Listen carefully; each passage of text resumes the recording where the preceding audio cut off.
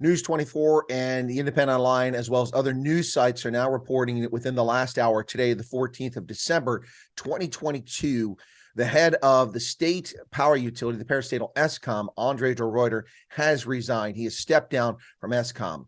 Things have gone from bad to macabre in a matter of 24 hours in South Africa. Just a day ago, South Africa embarrassed itself with its cackling, laughing, buffoonish members of the African National Congress standing up to vote not to accept the findings of an independent panel, which that body itself had established to investigate the criminal activity, the accused criminal activity of Cyril Ramaphosa on Pala Pala and the stuffed money in furniture. Well, they cackled and laughed away, embarrassing the country and showing how disconnected ANC politicians are from the population, how little they care about South Africans, particularly Black South Africans.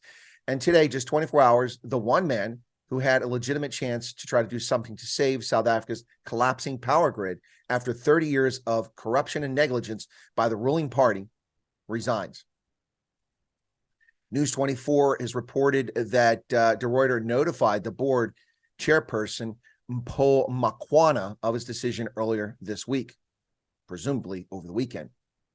Makwana informed Public Enterprises Minister Pravin Gordhan, who has had the knives out for a long time to get rid of the one man who has tried to make a difference in South Africa's power situation.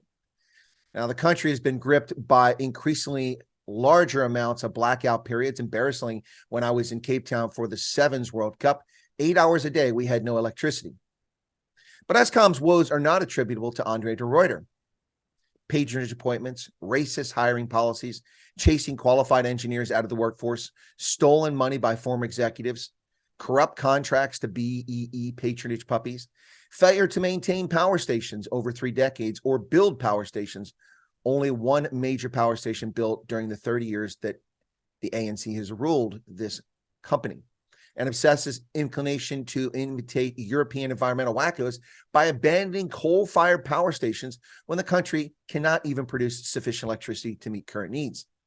A failed policing and criminal justice system that does not hold criminals accountable, especially those in government, rampant cable theft, and finally, the intentional sabotage of the power grid are the prima facie reasons, the primary reasons why Eskom is a disaster. From the moment de Ruyter took office at the reins of Eskom, he was maliciously and fraudulently attacked by Black racists. Their allegations, of course, had no merit, and such was the discovery after extensive investigation, which tarnished his early days of running the company. They suffered no consequences for their criminal injuria attacks against de Ruyter, their slander.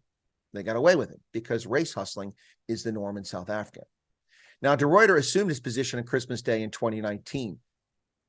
He's been severely criticized for Eskom's performance, despite the company providing regular, transparent briefings and detailed information about the decrepit state of the country's electricity infrastructure. News 24 sought to contact Andre de Ruyter for comment, and he was unavailable. This is a sad day for South Africa, not because Andre de Ruyter is gone, but because the corrupt ANC and its radical economic transformation and criminal elements win the day. There'll be no reforming of Eskom. The idiotic plan by the ANC to divide the company into 3 separate and interwovenly dependent entities who cannot survive on their own simply creates 3 opportunities for patronage positions and more theft of state resources. In the early 1990s, Eskom produced 42% of all electricity in sub-Saharan Africa. At the time, sub-Saharan Africa had a population of approximately 700 million people, 750 million people.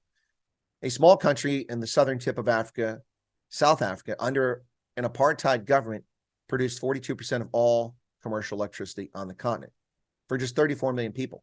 And of course, many of those people weren't on the grid.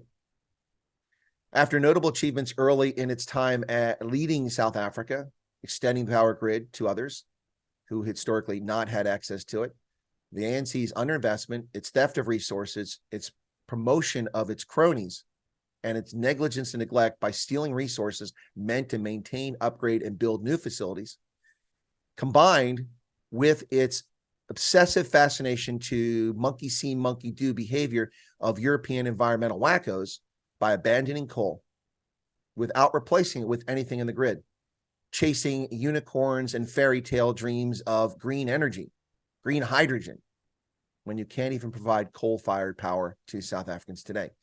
This crisis does not just affect people's convenience. It affects robots, traffic lights. It affects public safety with home invasions when there's no lights, rapes, murders, theft. It affects hospitals, respirators, life-saving medication that must be refrigerated. Not to mention what it does to South Africa's attractiveness as a foreign direct investment location. It greatly diminishes it. This is a sad day for South Africa, and the ANC has no answer because they are a corrupt, venal, racketeering, race-hustling enterprise that is bent on stealing everything, including the light fixtures, as the ship sinks below the waves.